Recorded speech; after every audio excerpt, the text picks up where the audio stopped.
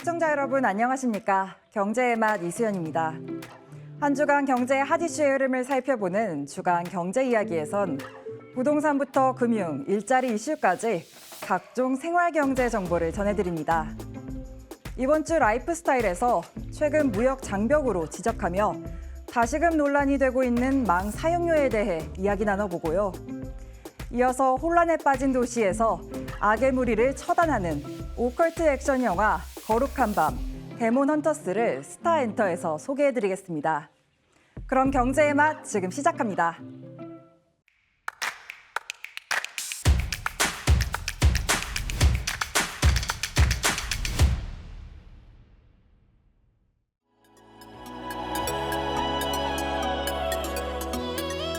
패션의 성지로 불리던 가로수길도 옛말이 됐습니다.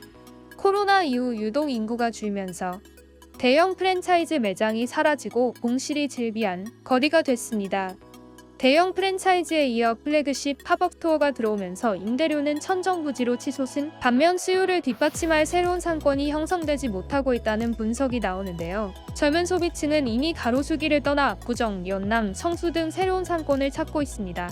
높아진 임대료로 인해 사람을 끌어들이던 기존 상점이 문을 닫고 결국 소비층도 새로운 곳을 찾으면서 상권이 무너진 겁니다.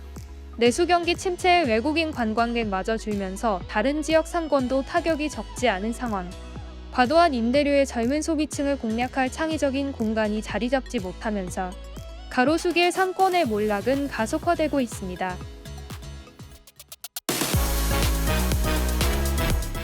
도널드 트럼프 미국 대통령은 지난 3일부터 수입차에 대해 25%의 품목 관세를 부과했는데요. 전기차 캐즘에 빠진 배터리 업계는 관세로 인한 자동차 수출 감소가 또 하나의 악재가 될 수 있다고 우려하고 있습니다. 겹악재를 맞았지만 국내 배터리사들은 에너지 저장 장치 ESS를 반전의 실마리로 삼고 있는데요. 지난해 북미 ESS 배터리 수요는 78GW시로 이 가운데 약 87%는 중국산 배터리였습니다. 그러나 가격 경쟁력을 앞세워 시장을 점령하던 중국산 배터리에 미국의 관세 폭탄이 붙게 되며 K배터리의 자리를 내어줄 수밖에 없다는 기대가 나오는데요. 그간 신재생 에너지 확대에 필수적인 ESS용 배터리를 전기차의 대안으로 보고 적극 투자해온 결실입니다. 기술력을 인정받은 국산 ESS 배터리는 미국을 넘어 유럽과 일본에서도 수주 행진을 이어가고 있는데요. 발빠른 대응으로 기회를 잡은 K배터리 업계가 ESS를 발판 삼아 실적 회복을 이뤄낼지 기대를 모으고 있습니다.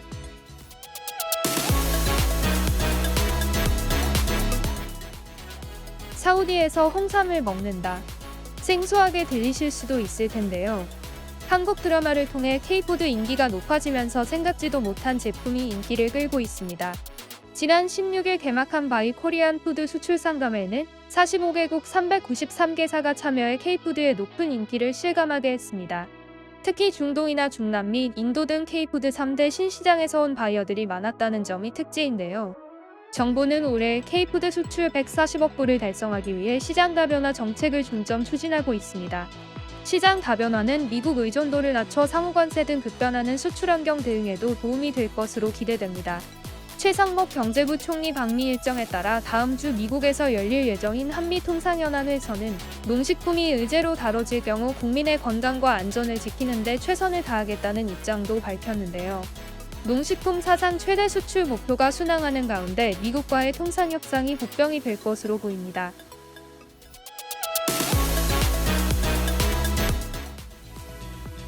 양자 컴퓨터를 상용화하기 위한 글로벌 기업들의 기술 경쟁이 치열합니다.